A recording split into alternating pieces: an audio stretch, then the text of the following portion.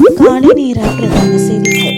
செய்திகளின் ஊடாக நர்மதா சிறில் முதலில் தலைப்பு செய்திகள். அஸ்வசம பயனாளிகளுக்கு இன்று வங்கிக் கணக்குகளுக்கு வருகிறது பணம். யாழ் தென்மராட்சியில் ஒரே இரவில் 5 வீடுகள் மீது தாக்குதல். போரை முடிவுக்கு கொண்டுவர ஈரான் விதித்துள்ள 3 நிபந்தனைகள். இனி விரிவான செய்திகள்.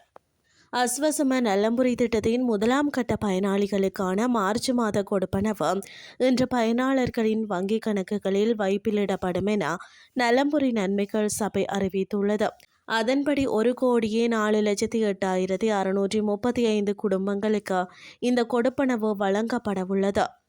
யாழ் தென்மராட்சி பிரதேசத்தில் ஆயுதங்கள் தாக்கிய குழுவினரால் ஒரே இரவில் 5 வீடுகள் மீது தாக்குதல்கள் மேற்கொள்ளப்பட்டுள்ளன. இந்த சம்பவங்கள் நேற்று அதிகாலை 1 மணிக்கும் 2:30 மணிக்கும் இடைப்பட்ட நேரத்தில் இடம்பெற்றுள்ளன. சாவகச்சேரி காவல்துறை பிரிவுக்கு உட்பட்ட ஒரு வீட்டின் மீதும் கொடிகாமம் காவல்துறை பிரிவுக்கு உட்பட்ட 4 வீடுகள் மீதும் குறித்த ஆயுத குழுவினர் தாக்குதல்கள் மேற்கொண்டுள்ளனர். சாவகச்சேரி காவல்துறை பிரிவில் உள்ள மீசாலை மேற்கு வங்களா வீதியில் உள்ள வீடொன்றில் புகுந்த ஆயுத குழுவினர் வீட்டில் இருந்த பொருட்களை அடித்து சேதப்படுத்தியுள்ளனர். மேலும் கொடிகாமம் காவல்துறை பிரிவுக்கு உட்பட்ட மீசாலை தட்டான்குளம் வீதியில் 2 வீடுகள் மீது பெட்ரோல் குண்டுகள் வீசி தாக்குதல்கள் மேற்கொள்ளப்பட்டுள்ளன. இதன்போது வீடு முற்றாக தீக்கிரையாகியுள்ளதோடு மினி பஸ் ஒன்றும் மோட்டார் சைக்கிள் ஒன்றும் எரிக்கப்பட்டுள்ளன. மேலும் கொடிகாமம் காவல்துறை பிரிவில் உள்ள மீசாலை வடக்கு ஞானவைரவர் வீதியில் உள்ள வீடொன்றிற்குள் புகுந்த குழுவினர் அங்கு தாக்குதல்கள் மேற்கொண்டுள்ளனர். இதன்போது வீட்டில் இருந்த பொருட்களுக்கு சேதம் விளைவிக்கப்பட்டதோடு இளைஞர் ஒருவர் வாளால் வெட்டி காயப்படுத்தப்பட்டுள்ளார்.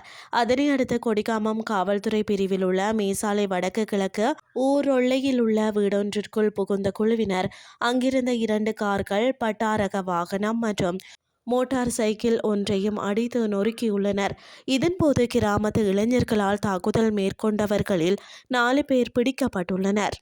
ஏனையவர்கள் தப்பியோடிய நிலையில் அவர்கள் விட்டு சென்ற 2 மோட்டார் சைக்கிள், 2 வாள்கள் மற்றும் கொட்டன்கள் போலீசாரால் மீட்கப்பட்டுள்ளன. சம்பவ இடங்களுக்கு வருகை தந்த தடவியல் போலீசார் மேலதிக விசாரணைகளை மேற்கொண்டு வருகின்றனர். இனி வெளிநாட்டு செய்திகள். ஈரானிய ஜனாதிபதி மசூத் பெசக்கியான் மத்திய கிழக்கில் நடந்து வரும் போரை முடிவுக்கு கொண்டு வருவதற்கு 3 முக்கிய நிபந்தனைகளை முன்வைத்துள்ளார். அமைதியை நிலைநாட்ட சர்வதேச சமூகமும் சம்பந்தப்பட்ட தரப்பினரும் இந்த பிரச்சினைகளில் கவனம் செலுத்த வேண்டும் என்று ஈரானிய ஜனாதிபதி இதில் சுட்டிக்காட்டுகிறார். அவர் நிபந்தனைகள் பின்வருமாறு முன்வைத்துள்ளார்.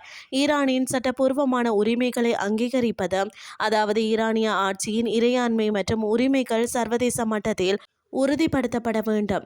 ஏற்பட்ட சேதத்திற்கு நியாயமான இழப்பீடு வழங்க நடவடிக்கை எடுத்தல்.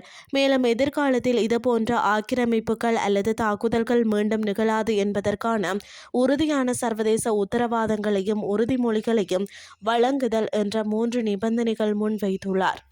இத்துடன் செய்திகள் யாவும் நிறைவடைகின்றது. அடுத்த இரவு 8:30 எதிர்பாருங்கள். நன்றி.